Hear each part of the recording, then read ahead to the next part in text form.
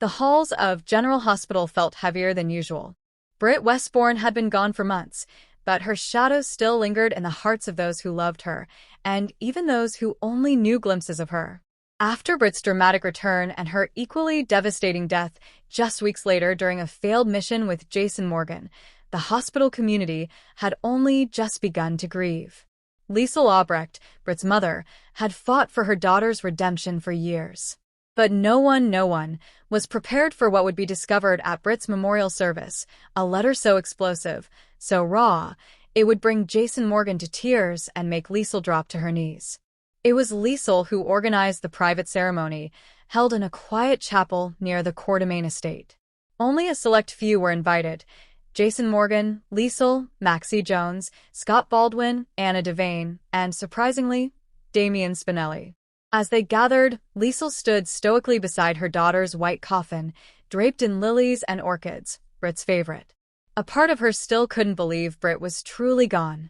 She always had a flair for drama, Liesl muttered bitterly, trying to mask her grief.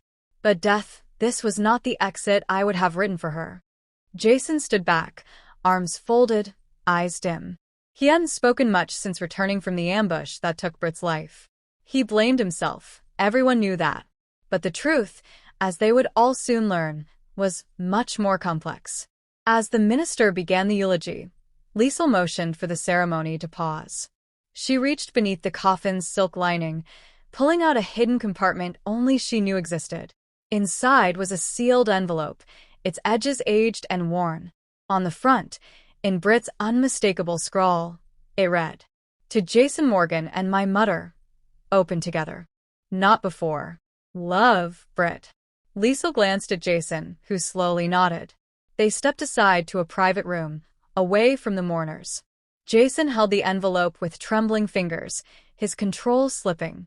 Liesl's lip quivered, but she steadied herself. Together, they opened the letter. As Liesl began to read aloud, the room's atmosphere changed. Something unseen but palpably heavy filled the air. "If you're reading this, I'm gone. And that means I didn't get the ending I wanted, but maybe I got the truth out just in time. Mutter. Jason, there's something I've hidden from both of you for years. Not out of malice. Out of fear. Out of guilt. And a love. Jason, you're not just the man who saved me in the tunnels. You're not just the man who showed me I could be loved. You're more. Much more. You're the father of my child. Yes, I had a daughter. She's alive. And you both need to find her. Because I had to hide her to protect her from Victor Cassadine." Liesl gasped, her hand flying to her mouth. Mein Gott, she had a child? Jason took a step back, visibly shaken. A daughter? The words were almost too much to comprehend. Jason had no idea Britt had ever been pregnant. Liesl, Britt's own mother, was completely in the dark. "I didn't tell anyone. Not even Mutter. When I first found out, Victor was blackmailing me to steal information from GH's secure database. He said if I didn't cooperate, he'd make sure my baby disappeared forever. So I ran. I went overseas. Switzerland, then Greece. I gave birth in a clinic outside Zurich. A healthy baby girl. I named her Isadora. But I knew I couldn't keep her. I left her with a trusted nurse named Helene Voss, a woman who once worked for Victor, but turned against him after her own son was killed by Cassadine greed. I paid her everything I had, gave her fake documents, and told her to disappear. Isadora would be safe, away from Port Charles, away from Victor. But now, with Victor dead and my own life uncertain, I need you to find her." Jason slumped against the chapel wall, the color draining from his face. She never told me." Liesl, tears running down her cheeks, held the letter to her heart. "My granddaughter all this time. Britt suffered alone. To protect us." Jason clenched his fists, eyes blazing with regret. "I could have protected them both. She should have told me." Liesl sobbed softly, finally letting go of the stoicism she wore like armor. She was always trying to be strong, too strong. Word spread quickly among the inner circle. Spinelli, after hearing the truth, jumped into action. "I can track Helene Voss," he said, fingers already flying over his laptop. If she used the alias Britt gave her, I might be able to cross-reference it with international banking records. Jason nodded. Do it. Every second counts. Maxie offered her help as well. You don't have to do this alone, Jason. You're not the same man you were. You feel now. You care. 16-year-old Isadora stood at the window of her modest apartment in Zurich. She had long, chestnut brown hair, the piercing blue eyes of her mother, and a quiet strength that Helene always admired. She was special, quick-minded, brave, and often stubborn. Isadora always suspected there was more to her story. Helene never gave details, only that her mother loved her and sacrificed everything for her safety. But everything was about to change. 3 weeks later, Spinelli located Helene Voss in Zurich. With Jason and Liesl traveling immediately, they were met not by hostility, but a tearful Helene, now aged and tired. I've waited for this day, she said, handing over a small box.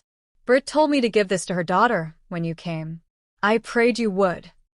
Inside the box, a locket with the initials IMW, Isadora Morgan Westbourne, an ultrasound photo, and another sealed letter. Jason stood silently as Isadora entered the room. She studied him, her expression unreadable. You're my father? She finally asked. Jason nodded, words failing him. And you're my grandmother? She turned to Liesl, who stepped forward with tears in her eyes. Yes, main shots. You have no idea how long I've waited to hold you. The embrace was immediate.